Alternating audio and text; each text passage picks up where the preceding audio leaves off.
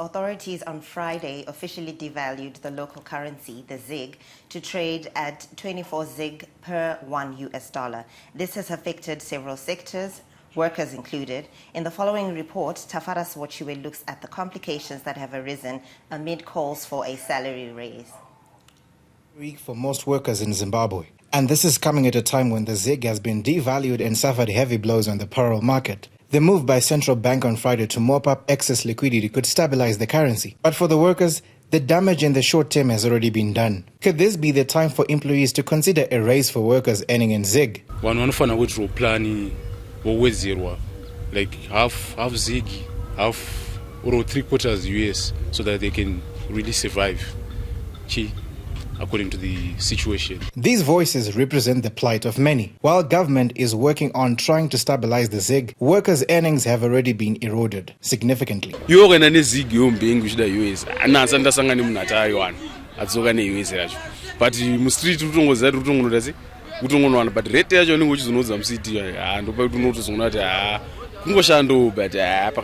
the million-dollar question is what caused the depreciation of the ZiG. An economist has explained why this is so. You will recall that the pipeline demand that has been alluded to by the governor earlier has not been able to be fully met by the money supply that is in the market to demand foreign currency.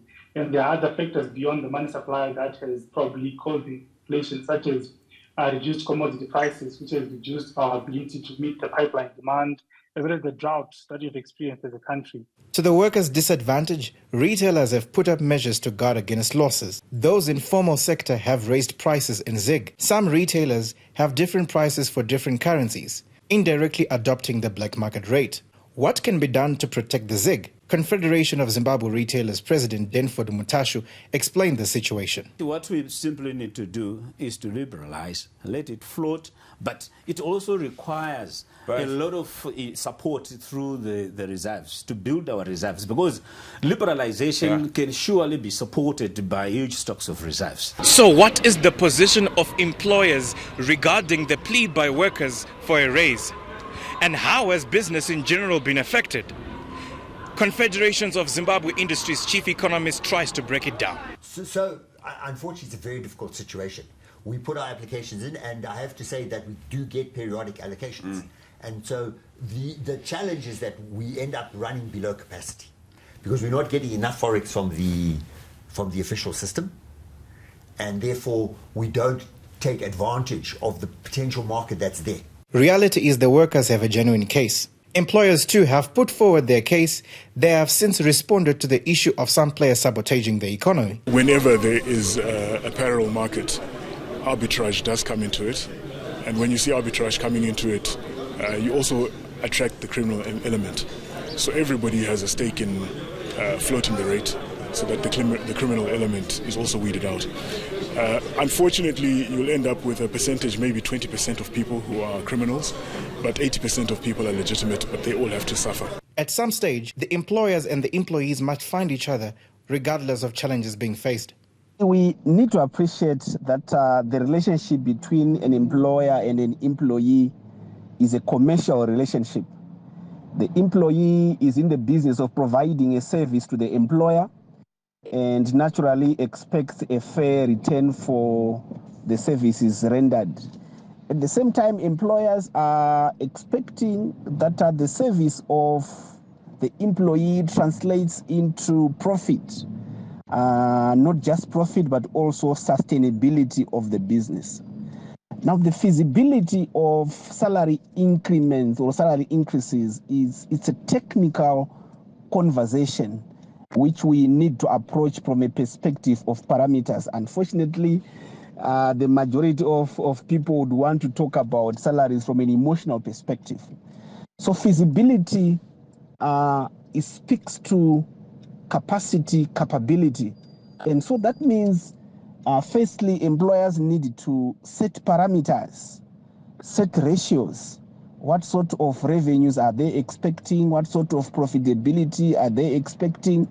What sort of staff cost to turnover ratios are they setting for their businesses in order for them to approach the feasibility question? And so, yes, salary increases can be done. provided the parameters are enabling, the parameters do not cripple or compromise the going concern of the business. We continue to see salary adjustments at different levels in various industries. There are national employment councils that bargain with, that way we find employers bargaining with trade unions on conditions of service, which also include issues to do with remuneration or salaries. The story in short is workers are simply demanding a slice of the profit while employers juggle the cost of doing business. It is important to know that empowered workers, resilient employer and a thriving economy must be the desire of all Zimbabweans. The battle for fair wages then becomes victory for all. Where dialogue meets compromise, a brighter future upholds. Reporting for ZTN Prime, I am Tafara Sibochiwe.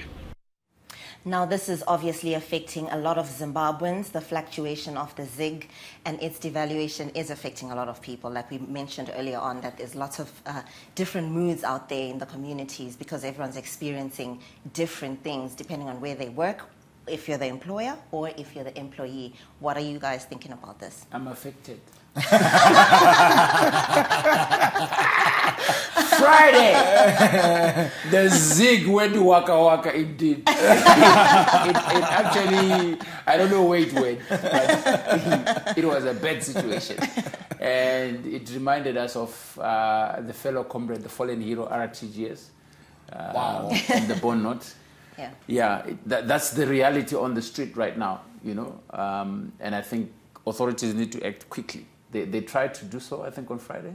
They you know, by devaluing the ZiG, but it makes things a bit tough on the ordinary Zimbabwean at the moment. And yeah, I'm one of the ordinary Zimbabweans. Right, and you know, it's a situation that needs urgent address. I agree with you there. Yeah. For me, what is pretty much the concerning aspect is how we continue to see parallel market premiums that are very much on the high side. I think now we're looking at about 60% from about 80%, but still that remains a concern because on the Friday, where the former market rate was at 1:25, the black market rate had already hit 35-40. You know, so it's that gap there. But tell me, even you cover a lot of, you know, economic and business stories, and you talk to a lot of these people. What is the issue with the black market or the parallel market compared to the formal market? Where are we missing the point to give these guys so much power to dictate what the economy should look like, what the rate is in the morning, and switch it in the afternoon and have a different figure in the evening? Right, so the scenario that you've got in the economy at the moment is that you've got the central bank keeping a tight leash on the formal market rate. So the disadvantage with that is that it does not allow the allocation of resources on the interbank because there remains an increasing demand for the foreign currency by importers at the expense of the supply side of that market.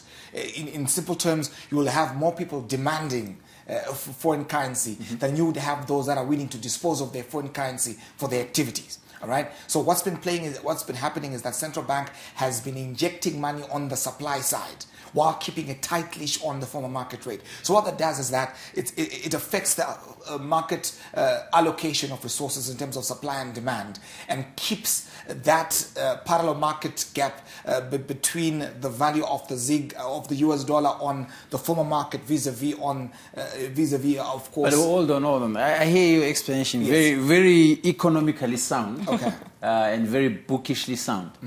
We have the ZiG, which is tied to the US dollar by virtue of the gold reserves that we have. Right. So what's the story then? So does this mean that the gold is not valued as much as the US today? Right. It's down by 40, like you said. Is that what it means? I'm saying for the layman who does not understand this economical jargon, we are told that this currency is backed by the gold? Look, I really wished the central bank governor were in studio with us this morning. What do you think, guys? Exactly. Now, the prices of gold have actually moved up and hit some record highs. We're looking at anywhere between 2.5 to 2.6 on the global markets, and it's been firming up and strengthening. But that's a completely different story where the value of the ZiG is actually concerned. And so questions now are flying around to say, but initially we said that this was anchored on the prices of gold and the movement, because remember the calculations that we made initially when we made the currency conversion. And we even took people to the have reserves. a look at we have 200 million worth of gold there, I think. I'm sure it's rising by the day.